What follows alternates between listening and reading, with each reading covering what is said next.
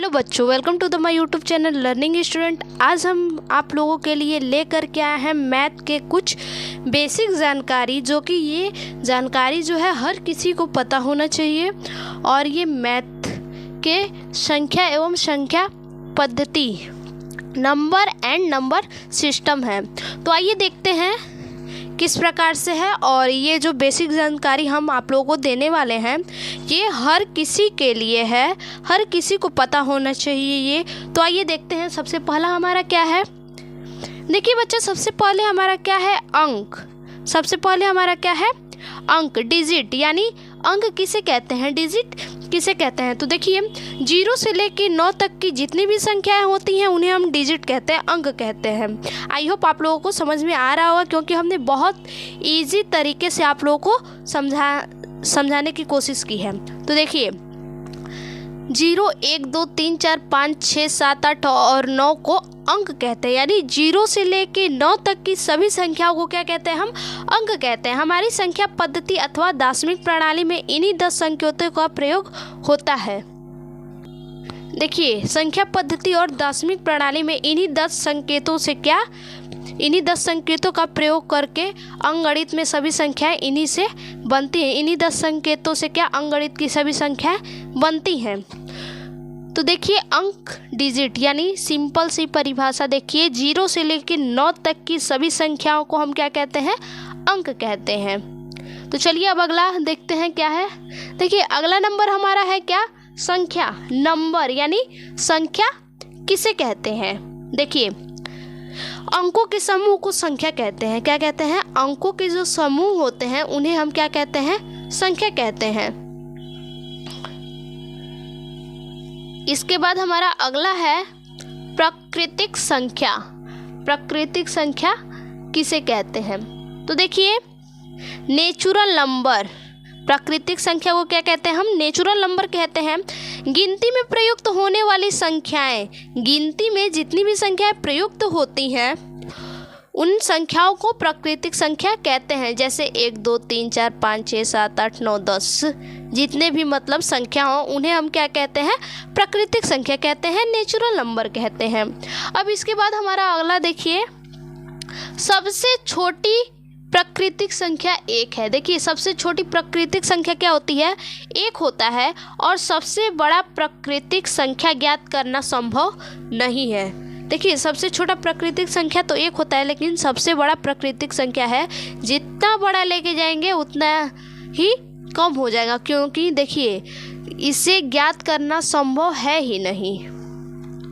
अब इसके बाद देखिए, पूर्ण संख्या, होल नंबर क्या होता है, पूर्ण संख्या किसे कहते हैं। तो देखिए, होल नंबर यानी पूर्ण संख्या, सभी प्राकृतिक संख्याओं के संग्रह में शून्य को शामिल कर देने से प्राप्त संख्याएं पूर्ण संख्या कहलाती हैं। देखिए, इसके कहने का मतलब क्या है, जितनी भी प्राकृतिक संख्याओं का संग्रह होता है उनमें शून्य को अगर हम शामिल कर दें, शून्य को शामिल कर देने से जो हमें संख्याएं प्राप्त होती हैं पूर्ण संख्याएं कहलाती हैं। जैसे 0, 1, 2, 3, 4 इसमें अगर हम शून्य क्या करें, ऐड कर दे, तो ये क्या, पूर्ण संख्या यानी होल नंबर कहलाती हैं।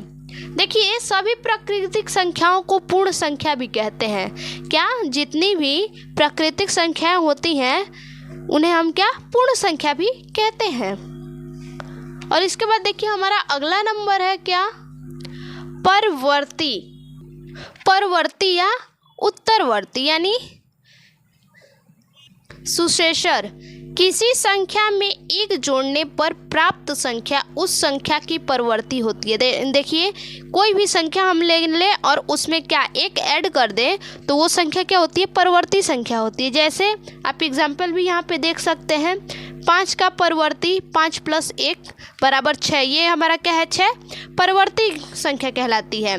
और -6 का परवर्ती -6 + 1 -5, ये हमारा क्या है, परवर्ती संख्या है।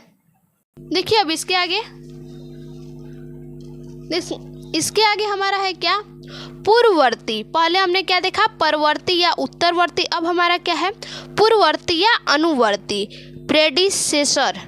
किसी संख्या में 1 घटाने पर प्राप्त संख्या उस संख्या की पूर्ववर्ती कहलाती है। देखिए कोई भी संख्या हो, अगर हम उसमें क्या एक घटा दें और एक घटाने के बाद जो हमें संख्या प्राप्त होगी वो क्या होगी, पूर्ववर्ती संख्या कहलाएगी।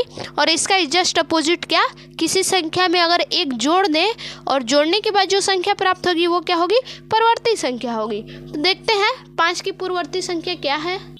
देखिए 5 की पूर्ववर्ती संख्या 5 माइनस 1 बराबर 4। ये हमारी 4 जो है वो क्या है, पूर्ववर्ती संख्या है। वैसे ही -6 की पूर्ववर्ती -6 माइनस 1 इक्वल टू क्या, -7। -7 हमारा क्या है, ये पूर्ववर्ती संख्या हो गया। देखिए अब इसके बाद अगला हमारा क्या है, पूर्णांक। इंटेजर्स, पूर्णांक यानी इंटेजर्स, सभी धनात्मक संख्याओं और ऋणात्मक संख्याओं को क्या कहते हैं, पूर्णांक कहते हैं। देखिए जितनी भी धनात्मक संख्याएं होंगी यानी सभी धनात्मक संख्या और सभी ऋणात्मक संख्याओं को क्या कहते हैं, हम पूर्णांक संख्या कहते हैं, पूर्णांक कहते हैं। जैसे -2 -1 0 1 2 3 4, ये सब क्या है, हमारा पूर्णांक है, इंटीजर्स है। अब इसके बाद अगला हमारा क्या है, देखिए 0 एक पूर्णांक है। देखिए 0 हमारा क्या है, एक पूर्णांक है जो न तो धनात्मक होता है और न ही ऋणात्मक होता है। 0 एक हमारा पूर्णांक है, ये ना ही 0 धनात्मक होता है और ना ही 0 ऋणात्मक होता है। अब इसके बाद हमारा क्या है, सम संख्या, इवन नंबर। तो देखिए इवन नंबर किसे कहते हैं, वे सभी संख्याएं जो 2 से पूर्णतः विभाजित हो। ऐसी संख्याएं जो 2 से पूरी तरह से विभाजित हो, 2 से पूरी तरह से कट जाए, वो हमारा सम संख्या कहलाता है, इवन नंबर कहलाता है। जैसे 2 4 6 8 10, ये सब क्या है, हमारा 2 से कट जाएगा, 2 से विभाजित हो जाएगा ये सब संख्याएं, इसे हम क्या कहते हैं, सम संख्या कहते हैं। अब इसके बाद अगला हमारा क्या है, विषम संख्या। विषम संख्या, ऑड नंबर। तो देखिए ऐसी संख्याएं जो 2 से पूरी तरह से विभाजित न हो, विषम संख्याएं कहलाती है। क्या, ऐसी संख्या जो 2 से पूरी तरह से विभाजित न हो, विषम संख्याएं कहलाती हैं। जैसे 1 3 5 7 11। देखिए 11 है ना, यहाँ पे हम 9 नहीं रखेंगे क्योंकि ये क्या है, 3 से विभाजित हो जाएगा, तो 9 यहाँ पे हम नहीं रखेंगे। देखिए सीधा से कि ऐसी संख्या जो 2 से न कटे, 2 से विभाजित न हो, उसे हम विषम संख्या कहते हैं, ऑड नंबर कहते हैं। इसके बाद अगला हमारा है यौगिक संख्या या भाज्य संख्या, कंपोजिट नंबर। यौगिक संख्या या भाज्य संख्या, यौगिक संख्या को ही क्या कहते हैं, हम भाज्य संख्या कहते हैं, यानी कंपोजिट नंबर। तो देखिए वे सभी संख्याएं जो एक और स्वयं से के अलावा किसी दूसरी संख्या से भी विभाजित हो। देखिए ऐसी संख्या जो एक से और खुद से कट जाए लेकिन फिर भी दूसरी संख्या से भी कट जाए, दूसरी संख्या से भी विभाजित हो, इन्हें यौगिक संख्या या भाज्य संख्या कहते हैं। जैसे 4 6 8 9 10। देखिए 4 है, 1 से तो कट ही जाएगा, 2 से भी कट, ये देखिए 4 से भी कट जाएगा, 2 से भी कट जाएगा। 2 क्या है, दूसरी संख्या है। देखिए यहाँ हमने क्या दिया है, किसी दूसरी संख्या से भी विभाजित हो। 4 किससे, 2 से भी कट जाएगा, 6 भी 2 से कट जाएगा, 8 भी 2 से कट जाएगा और 8 खुद से भी कट जाएगा, 4 से भी कट जाएगा, ऐसे ही। तो देखिए ऐसी संख्याएं जो एक से और स्वयं से कट जाए लेकिन दूसरी संख्या से भी विभाजित हो सके, उसे यौगिक संख्या या भाज्य संख्या कहते हैं। अब इसके बाद अगला देखिए, अगला हमारा है क्या, भाज्य संख्या या ऋण संख्या। क्या, भाज्य संख्या या ऋण संख्या। देखिए सॉरी, भाज्य नहीं, अभाज्य संख्या। अभाज्य संख्या या ऋण संख्या यानी प्राइम नंबर, वे सभी संख्याएं जो एक व स्वयं को छोड़कर, देखिए ऐसी संख्याएं जो एक से कट जाए और खुद से भी कट जाए लेकिन अदर दूसरी संख्याओं से न कटे, दूसरी संख्याओं से विभाजित न हो। देखिए जैसे 2 है, 3 है, 5 है, 2 3 4 2 3 5 7 11 13, ये क्या खुद से भी कट जाएंगी। 2 2 से कट जाएगा, 3 3 से कट जाएगा, 5 5 से कट जाएगा, 7 7 से कट जाएगा। ऐसे ही 1 से भी तो कट जाएगा, 3 से भी कट जाएगा, लेकिन क्या और अदर नंबर से नहीं कटेगा। उसे हम क्या कहते हैं, ऋण संख्या या अभाज्य संख्या। यानी सीधा से देखिए, ऐसी संख्याएं जो एक और स्वयं से कट जाए लेकिन किसी दूसरी संख्या से न विभाजित हो, न कटे, उसे क्या अभाज्य संख्या या ऋण संख्या कहते हैं। अब इसके बाद अगला हमारा क्या है, देखिए सह अभाज्य संख्या। क्या है, सह अभाज्य संख्या यानी क्या, को प्राइम नंबर। क्या है, को प्राइम नंबर। तो देखिए, 2 प्राकृतिक संख्याएं जिनका महत्तम समापवर्तक HCF 1 के बराबर हो, क्या HCF के बराबर हो, सह अभाज्य संख्या कहलाती है। फिर से देखिए, 2 प्राकृतिक संख्या यानी क्या, 2 प्राकृतिक संख्या जो कि जिनका महत्तम समापवर्तक, यानी महत्तम समापवर्तक का मतलब क्या होता है, HCF होता है, 1 के बराबर हो, सह अभाज्य संख्या कहलाती है। जैसे 7 और 9, 9 और 16। अब इसके बाद अगला देख लेते हैं। देखिए अगला हमारा है क्या, संपूर्ण संख्या। संपूर्ण संख्या किसे कहते हैं, तो देखिए वैसी प्रकृत संख्या जिसके सभी अपवर्तकों का योग संख्या के मान से 2 गुना हो।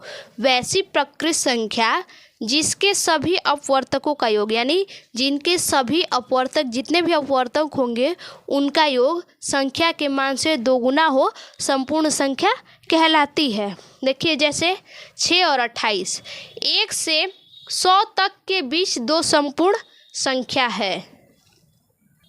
क्या कह रहा है कि 1 से 100 तक के बीच में केवल 2 संपूर्ण संख्या है। कौन कौन से, 6 और 28। तो देखिए 6 के अपवर्तकों का योग और 28 के अपवर्तकों का योग, तो देख लेते हैं क्या क्या है। देखिए 6 के अपवर्तकों का योग क्या क्या होता है, 1 + 2 + 3 + 6 + 12। और ये 28 के अपवर्तकों का योग 1 + 2 + 4 + 7 + 14 + 28 + 28 = क्या होगा हमारा, 56।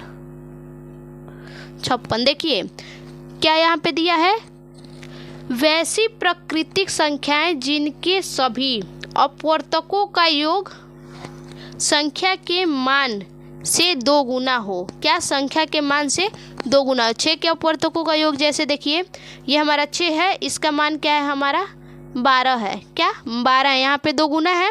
उसी तरह से देखिए 28 हमारा है, 28 के अपवर्तकों का योग 1 2 4 7 8 14 28। यानी देखिए 1 का 2, 2 का 4, फिर 7 14 28, ये हमारा क्या है 56 है। यानी 28 का हमारा क्या है यहाँ पे जो डबल है, क्या है 56 है। तो ये हमारा क्या हो गया, संपूर्ण संख्या हो गया। तो देखिए 1 से 100 तक के बीच में क्या, केवल 2 ही संपूर्ण संख्या होते हैं। एक हमारा 6 है और दूसरा क्या है 28 है। इसके बाद हम अगला देख लेते हैं। हमारा अगला क्या है, भिन्न। भिन्न किसे कहते हैं, तो देखिए किसी पूर्णांक, भिन्न अर्थात फैक्टर, किसी पूर्णांक a में पूर्णांक b से भाग देने पर, यानी देखिए कोई a पूर्णांक है और उसमें क्या कोई b पूर्णांक से भाग देने पर प्राप्त संख्या को भिन्न a/b कहा जाता है। क्या कहा जाता है, जो संख्या प्राप्त होता है a/b कहा जाता है, a/b फैक्टर कहा जाता है। a को अंश और b को हर कहते हैं। जैसे 2/3, 4/5, 6/7, ये हमारा क्या है, ये a/b के a/b के रूप में लिखा हुआ है। इसे हम क्या कहेंगे, अंश और हर। a को हम अंश कहेंगे और b को हर कहेंगे। यही हमारा क्या है, फैक्टर है। अब इसके बाद अगला हम देखते हैं। देखिए अगला हमारा क्या है, परिमेय संख्या। अगला हमारा है परिमेय संख्या। देखिए रेशनल नंबर, परिमेय संख्या अर्थात रेशनल नंबर, वैसी संख्या जो p बाई क्यू के रूप में हो, ऐसी संख्या जो p बाई क्यू के रूप में लिखा जा सके, व्यक्त किया जा सके, जहाँ q इक्वल टू नॉट 0 तथा p और q दोनों पूर्णांक सम हो। जैसे देखिए 6/7, 4/9 माइनस 11/7, 50√4 माइनस 5, ये सब क्या है हमारा परिमेय संख्या है, जिसे हम क्या p बाई क्यू के रूप में पूर्णांक के रूप में लिख सकते हैं। तो देखिए इसके बाद हमारा अगला क्या है, देखिए अगला हमारा है रामानुजन संख्या। रामानुजन संख्या किसे कहते हैं? तो देखिए